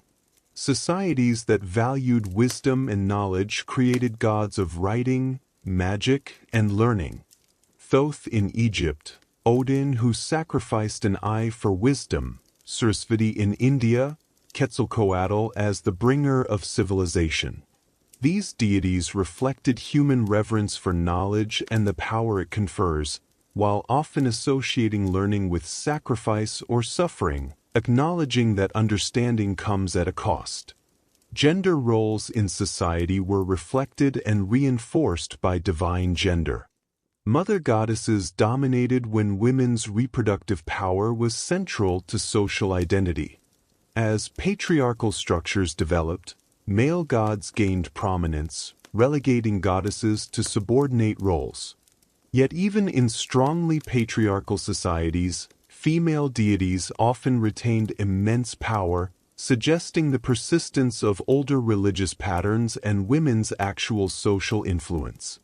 The sexual behavior of gods often departed dramatically from human norms, perhaps allowing societies to explore forbidden desires safely through myth. Zeus's countless affairs, the incestuous relationships among Egyptian gods, the fluid sexuality of some indigenous deities. These stories might serve as cautionary tales or as fantasy fulfillment, acknowledging human sexual complexity while maintaining social rules in practice. Divine families with their jealousies, betrayals, conflicts, and reconciliations read like soap operas because they are soap operas, human dramas projected onto cosmic scale. The gods quarrel like siblings, scheme like rivals, form alliances like political actors. They feel insulted, seek revenge, play favorites, make mistakes. They are, in short, recognizably human despite their supernatural powers. This anthropomorphization made the gods accessible and relatable but also raised philosophical problems. If the gods behave like flawed humans, are they truly worthy of worship? Greek philosophers questioned this, as did the Hebrew prophets who insisted their God transcended human weakness. The tension between gods as superpowered humans and gods as perfect beings continues through religious history. The gods also encoded cultural memories and historical events. The story of Osiris's death and resurrection might preserve memories of political unification in Egypt. The Greek myths of heroes traveling to found new cities reflect actual colonization patterns. The biblical flood might remember actual devastating floods in Mesopotamia. Mythology became a way to remember the past, transformed and elevated, but not entirely disconnected from actual events. Cultural contact led to divine borrowing and blending. Trade routes carried gods along with goods. The Greek Hermes merged with the Egyptian Thoth to become Hermes Trismegistus in Hellenistic Egypt. The Roman Venus absorbed attributes of numerous Near Eastern goddesses. Buddhism traveling from India to China encountered and incorporated local deities, creating new forms that would have been unrecognizable to Buddha. This syncretism reveals that gods are not fixed entities but evolving concepts, shaped by changing human needs and understanding. A god who protected a small city-state might expand their portfolio as that city conquered neighbors. A local river spirit might be elevated to cosmic significance as political power centralized. Gods grew and changed as human societies did. The inverse was also true. As civilizations fell, their gods faded. The mighty gods of Egypt, once worshipped throughout the Mediterranean world, became curiosities, then forgotten, buried in sand for millennia until archaeologists rediscovered them. The Greek and Roman gods lost their believers, surviving only as literature and art. Countless indigenous deities disappeared as their cultures were destroyed by colonization and conversion. Yet something of them persists. The names of the gods live on in our planets, our days of the week, our constellations. Their stories continue to inspire art, literature, and film. They dwell now not in temples but in cultural memory, in the collective imagination, still teaching us about the human condition through their timeless narratives. The cosmological questions: life, death, and the afterlife. Among the most pressing concerns that drove the creation of gods was the mystery of what happens when we die. Every human society has had to confront mortality and has used myth to make it comprehensible, to provide comfort, to establish behavioral codes that determine one's fate after death. The ancient Egyptians developed perhaps the most elaborate vision of the afterlife. Death was not an ending but a transition to another form of existence, provided one had the proper preparations. The deceased soul, or rather multiple spiritual components including the Ka and Ba, embarked on a perilous journey through the Duat, the underworld. This journey was fraught with dangers, gates guarded by demons, pools of fire, serpents and monsters lurking in darkness. The deceased needed magical spells and passwords to navigate safely, which is why the rich were buried with the Book of the Dead, texts inscribed with the necessary incantations and maps of the underworld. The culmination of this journey was the weighing of the heart ceremony. The deceased stood before Osiris and a panel of 42 divine judges. Anubis, the jackal-headed god, placed the heart on a scale opposite the feather of Maat, representing truth and justice. Thoth recorded the results. If the heart was lighter than the feather, meaning the person had lived righteously according to Maat, they were granted entry to the field of reeds, a paradise of eternal plenty resembling the best aspects of life in Egypt. If the heart was heavier, weighed down by sin and dishonesty, it was fed to Ammit, a composite monster part lion, hippopotamus, and crocodile. The person would then undergo the second death, true annihilation. This belief system had profound implications. It meant that earthly behavior determined eternal fate. The poor who lived justly could hope for paradise while the wealthy wicked faced destruction.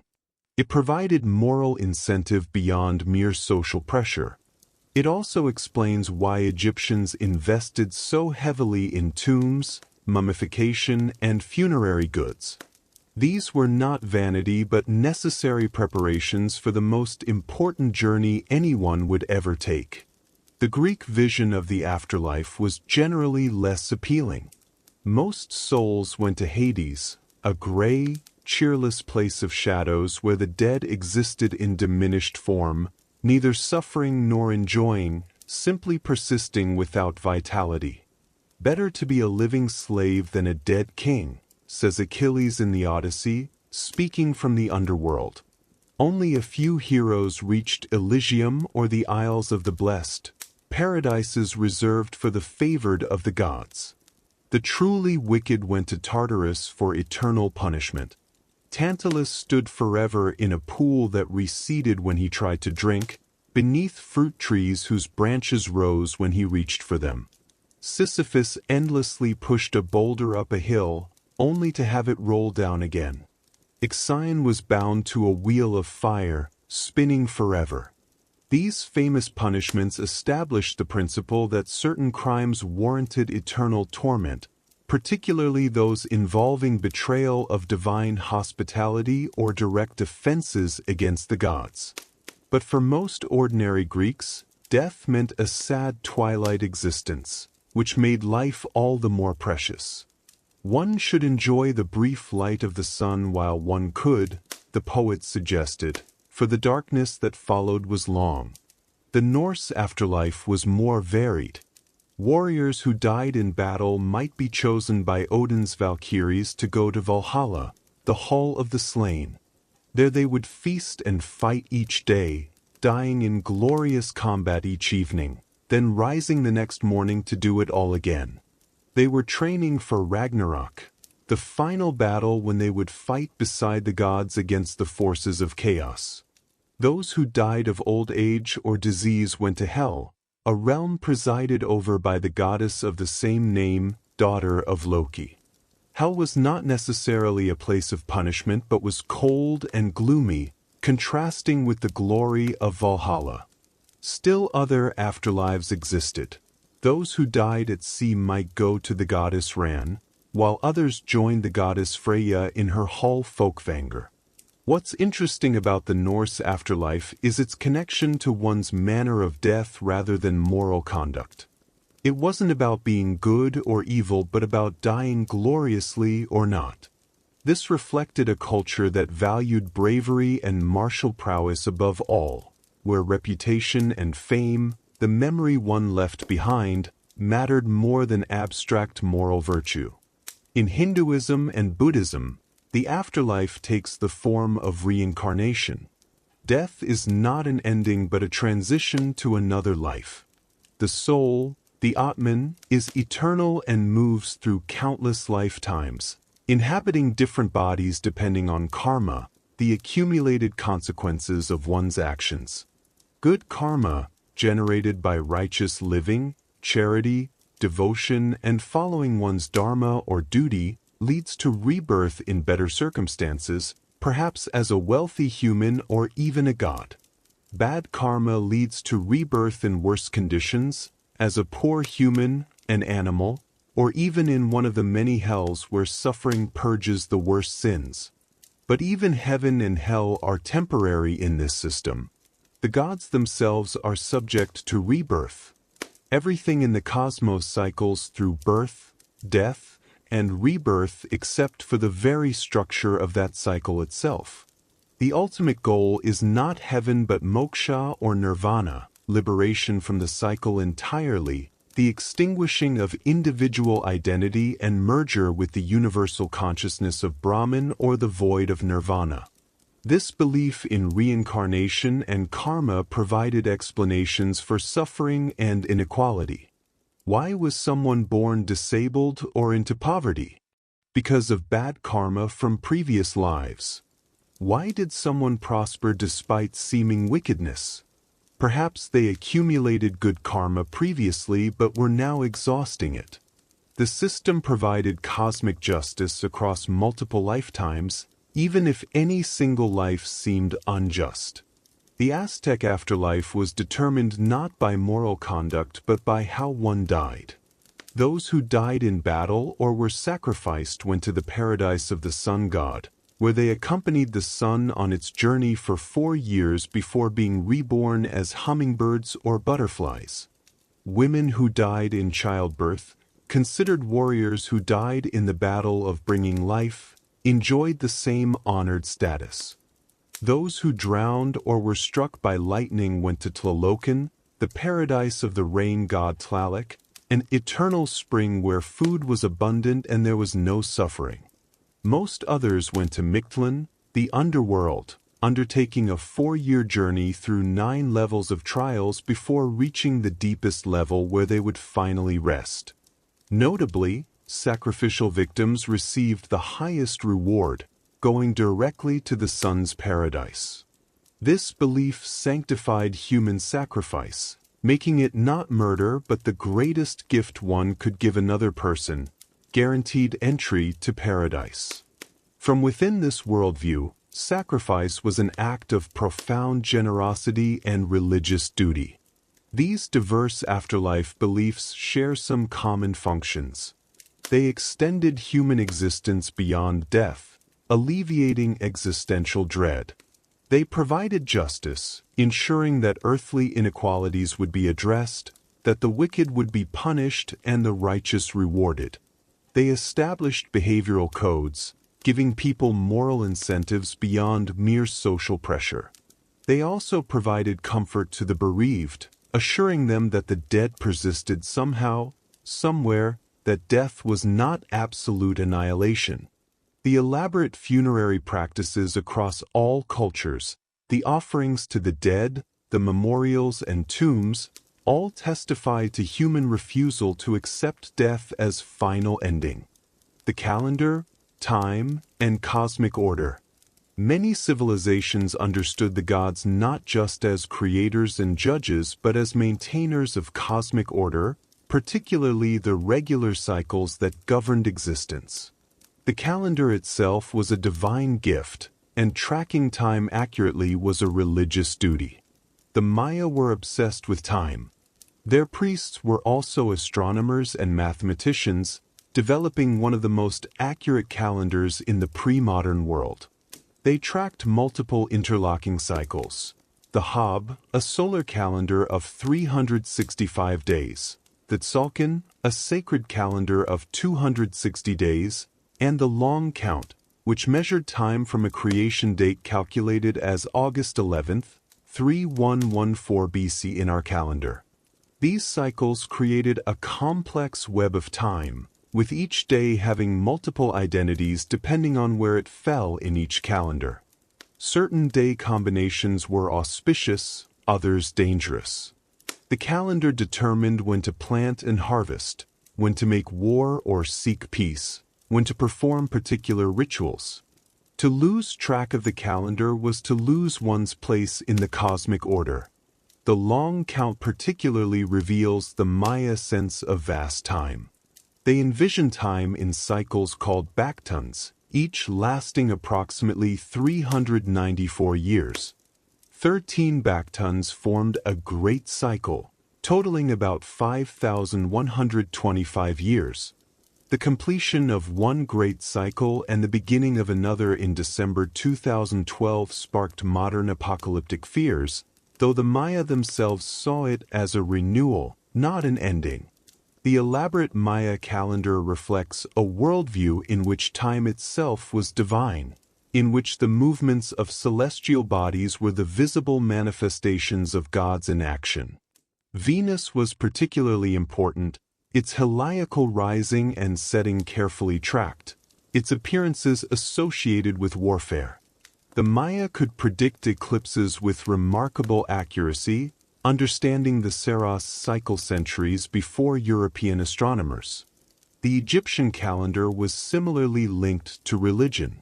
The heliacal rising of Sirius, when the star reappeared in the dawn sky after a period of invisibility, coincided with the annual flooding of the Nile. This marked the new year, a time of renewal and regeneration. The flooding brought life to the desert, making Egypt fertile. Sirius was thus the star of Isis, announcing the rebirth that followed Osiris's death. The Egyptians divided the year into 3 seasons based on the Nile cycle: Ake, the inundation; Pereit, the growing season; and Shimu, the harvest. Each season lasted 4 months of 30 days, with 5 additional days added at year's end. These 5 days belonged to no month and were considered dangerous, a liminal time when the boundaries between order and chaos weakened. The Celtic peoples marked time by festivals tied to agricultural and pastoral cycles. Samhain, at the end of October, marked the end of the harvest season and the beginning of winter, a time when the boundary between the world of the living and the dead thinned.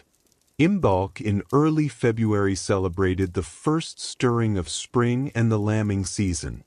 Beltane at the beginning of May marked the transition to summer and the driving of cattle to pasture. Ludnasad in early August was the first harvest festival. These festivals were times for gathering, feasting, ritual, and renewal of community bonds. They marked the turning of the year's wheel, each festival a spoke connecting the sacred and the profane, the divine and the human. The gods were honored at these times with offerings and celebrations, ensuring the cycle would continue. The Chinese calendar combined solar and lunar elements, requiring complex calculations to keep aligned. The emperor's legitimacy depended partly on maintaining an accurate calendar, as this demonstrated his harmony with heaven. Observatories were state institutions, and astronomers held important government positions. The Chinese zodiac assigned each year to one of 12 animals in a repeating cycle, combined with one of 5 elements, creating 60 unique year types. One's birth year influenced personality and fate. Time was not neutral but qualitatively different depending on these cycles, requiring consultation before major decisions. The concept of yugas in Hindu thought created a cosmic calendar of staggering scale.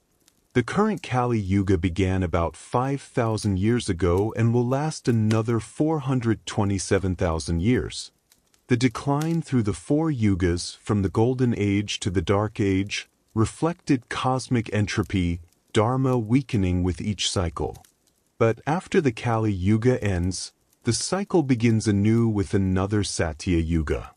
This vast timescale dwarfed human history, making individual human lives seem momentary.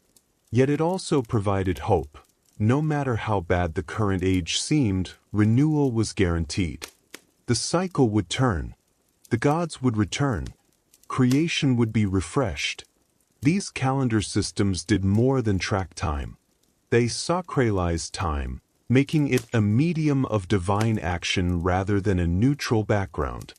They established the rhythm of human life, determining when to plant and harvest, when to make war and when to seek peace, when to marry and when to mourn.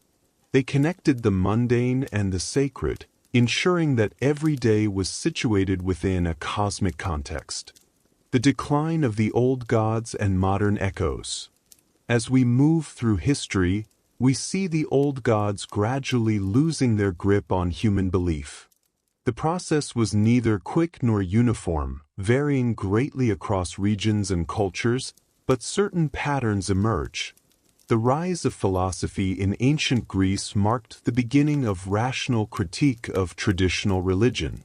Philosophers like Xenophanes mocked the anthropomorphism of the gods, noting that if cattle had hands, they would sculpt gods that looked like cattle. Socrates questioned whether the gods truly needed human sacrifices or were pleased by the inconsistent, sometimes immoral behavior attributed to them in myths. Plato attempted to reform Greek religion, proposing that the true divine was the realm of eternal forms, perfect and unchanging, with the gods of popular religion at best imperfect reflections of divine principles. His student Aristotle went further, conceiving of God as the unmoved mover, a purely intellectual principle with no personality or interest in human affairs. These philosophical developments didn't immediately end popular religion. The masses continued worshipping Zeus and Athena even as intellectuals debated abstractions. But seeds of doubt were planted. If the educated elite questioned the gods, could the gods be as powerful as claimed? The spread of Christianity and Islam radically transformed the religious landscape. These monotheistic faiths claimed exclusive truth, insisting that the old gods were false idols, demons, or superstitions. Temples were destroyed or converted to churches and mosques. Priests were persecuted or converted. Rituals were banned. Sacred groves were cut down. The process was often violent. Christian mobs destroyed the Library of Alexandria and murdered the philosopher Hypatia. Islamic conquerors smashed countless statues of Buddha and Hindu deities. European colonizers systematically suppressed indigenous religions in the Americas, Africa, and Asia, viewing them as devil worship requiring extirpation. Yet the old gods proved remarkably resilient, often surviving in disguised forms. Christian saints took over functions and even feast days of local deities. The Celtic goddess Brigid became Saint Bridget. The Roman Saturnalia became Christmas. Local spirits were reinterpreted as angels or demons but continued to be propitiated through folk practice. In places the conversion was superficial, the new religion forming a thin veneer over persistent older beliefs. In Latin America, Catholic saints merged with indigenous and African deities, creating syncretic traditions like Santeria and Candomblé, where Yoruba orishas hide behind Christian saints' names while maintaining their original natures and powers. The Enlightenment and the rise of science posed new challenges to all supernatural belief. Natural phenomena no longer required divine explanation. Thunder was electricity, not Thor's hammer or Zeus's anger. Diseases had natural causes, not curses or divine punishment. The sun was a ball of burning gas, not a deity's chariot. Rain came from meteorological processes, not the whim of rain gods. This disenchantment of nature, as Max Weber called it, removed the gods from their traditional domains. The cosmos operated by mechanical laws, not divine will. Prayer could not change the weather or cure disease. Sacrifices would not ensure harvest success. The entire transactional relationship between humans and gods, offerings in exchange for favor, seemed superstitious and childish. Yet religion adapted. The gods retreated from explaining natural phenomena to addressing moral and existential questions. Faith became about meaning, purpose, ethics, the ultimate questions that science cannot answer. Why should we be moral? What is the purpose of existence? What happens after death? For many, the gods still provided answers even if they no longer controlled the weather. Modern revivals of ancient religions reveal continued fascination with the old gods. Neo-pagans worship the Greek, Norse, and Celtic deities. Wiccans honor the goddess and the horned god. These practitioners don't necessarily believe the myths literally but find meaning in the symbols, value in the rituals, connection in communities organized around these ancient frameworks. The gods also persist in art and popular culture. Greek myths remain endlessly retold and reinterpreted. Marvel's Thor brings Norse deities to global audiences. Anime and manga adapt Shinto kami. Egyptian gods appear in countless movies and novels. The stories remain compelling even for those who don't believe, because they address timeless human concerns through unforgettable imagery and narrative. Psychologists like Jung found value in myths as expressions of the collective unconscious, universal patterns that structure human experience. The hero's journey, the great mother, the wise old man, the trickster, these archetypes appear across cultures because they reflect fundamental aspects of the human psyche. Understanding myths means understanding ourselves. Comparative mythology reveals that despite surface differences, humans everywhere have asked similar questions and created similar narrative frameworks to answer them. This suggests something profound about consciousness itself, about the deep structures that generate meaning, about our need to locate ourselves within a cosmos that makes sense. Perhaps the gods never existed as supernatural beings. Perhaps they were always projections, personifications of natural forces, psychological constructs, narrative devices to make experience comprehensible. But if so, they are extraordinarily successful ones, shaping human civilization for thousands of years, inspiring art and architecture that still moves us, establishing moral frameworks that continue to influence behavior. The gods were humanity's first attempt to understand existence and find meaning in it. In that sense, they were our first science, our first philosophy, our first psychology. Crude by modern standards perhaps, but remarkably sophisticated in their recognition that we need stories to live by, that existence requires interpretation, that life demands meaning even if we must create that meaning ourselves. A restful ending, the eternal sleep of wonder. As our journey through the mythologies of the world draws to a close, perhaps you feel as those ancient peoples did when they looked up at the night sky, a mixture of wonder and peace, smallness and significance, understanding that we are part of something vast and mysterious. The gods emerged from humanity's deepest questions. In darkness, we imagined light. In chaos, we envisioned order. In death, we dreamed of life continuing. The gods were our hopes and fears writ large across the cosmos, our longing for the world to make sense, for existence to have purpose, for us to matter.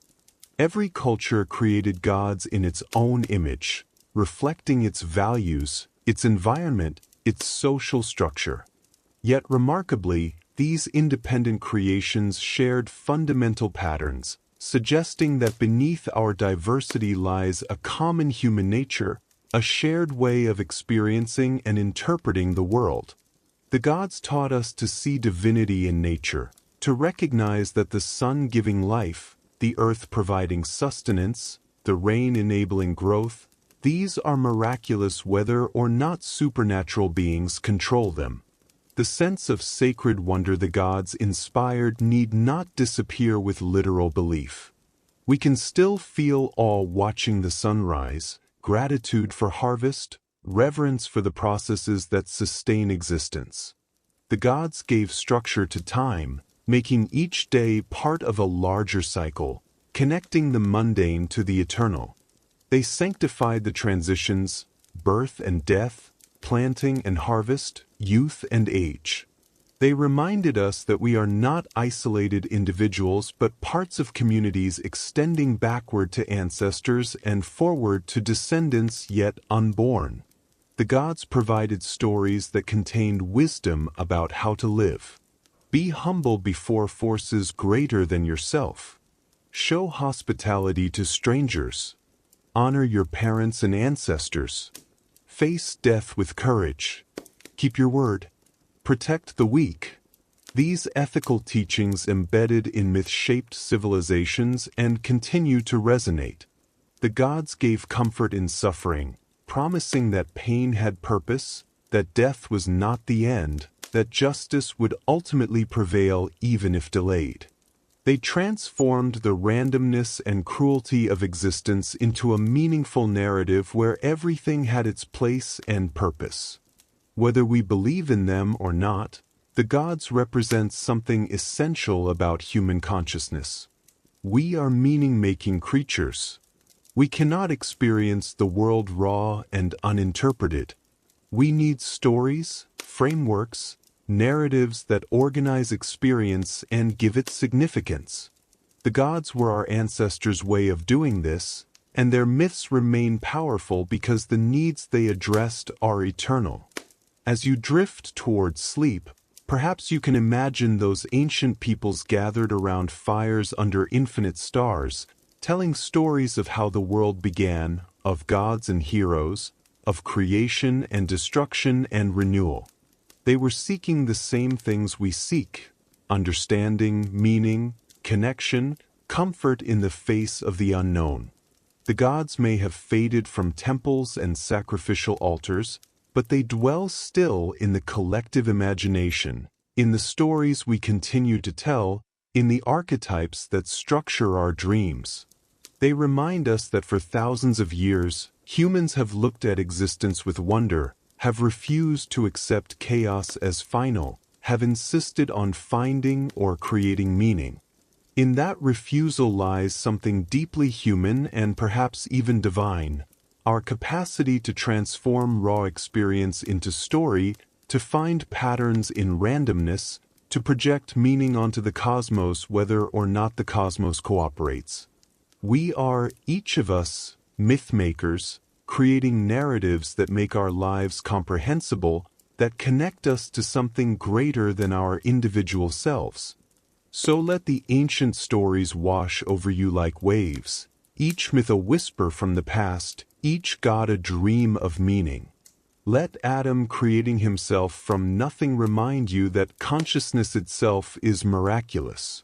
Let Marduk's battle with Tiamat echo the ongoing struggle between order and chaos in every life. Let Brahma's eternal cycles assure you that endings are also beginnings. Let Odin's sacrifice of his eye for wisdom suggest that understanding requires loss. Let the Aztec gods throwing themselves into the fire demonstrate that life demands sacrifice. These gods were born from the human need to understand, to find meaning, to glimpse the sacred in the profane. They arose from primordial waters and cosmic eggs, from giants' bodies and divine speech, from chaos and void and nothingness. They shaped the world and humanity, established order from disorder, provided light in darkness. And now, these ancient dreams can guide you into your own darkness, the restful darkness of sleep, where consciousness dissolves like Pangu into the elements, where the boundary between self and universe blurs like the waters of none, where time cycles like the yugas through birth and death and rebirth. The gods were humanity's way of befriending the universe, of transforming an indifferent cosmos into a meaningful home. In sleep, you return to that primordial unity, that state before separation, where earth and sky embrace, where the cosmic egg remains unbroken, where potential is infinite and nothing has yet been determined. Rest now as the gods rested after creation. Sleep as Vishnu sleeps upon the cosmic serpent, as Pangu slept within the egg, as Odin hung from Yggdrasil, sacrificing the day to gain the wisdom of night. Let the ancient stories become your dreams, connecting you to thousands of years of human wondering, hoping, fearing, and imagining. The gods were born from the mystery of existence. They were humanity's children, created to make sense of parents we never knew, the universe that birthed us, the consciousness that awakened within us, the mortality that awaits us. In creating the gods, we created ourselves, telling stories that made us human. And in that sense, the gods never died. They live whenever we wonder at existence, whenever we ask why, whenever we tell stories to make sense of experience. They live in every sunset that moves us to awe, every spring that renews hope, every moment we feel connected to something greater than ourselves. So sleep well, fellow mythmaker, fellow god dreamer. Let these ancient stories be your companions into sleep, these gods your guides through the night. Tomorrow you will wake to create new meanings, new stories, new gods perhaps, continuing humanity's eternal project of finding significance in existence. The origin of gods across all civilizations is ultimately the origin of consciousness itself, the awakening of minds that could ask why, and how, and what does it mean, minds that refused to accept brute fact without interpretation, that demanded narrative, that insisted on meaning even in meaningless circumstances. The gods were our ancestors' gift to us, frameworks for wonder, stories for comfort, meanings to live by. We are their descendants, inheritors of their wisdom and their questions, their dreams and their fears. We continue their work, seeking understanding, creating meaning, finding the sacred in the ordinary, the divine in the human. Rest in that continuity. Sleep in that ancient rhythm. Dream those eternal dreams. The gods await you in the space between waking and sleeping, in the threshold where day meets night, where consciousness dissolves into unconsciousness, where questions finally quiet into peace. Good night. If you enjoyed this gentle journey through humanity's divine dreams, please like this video and subscribe to Dreamy Hours for more peaceful explorations of history, mythology, and the stories that shaped civilization.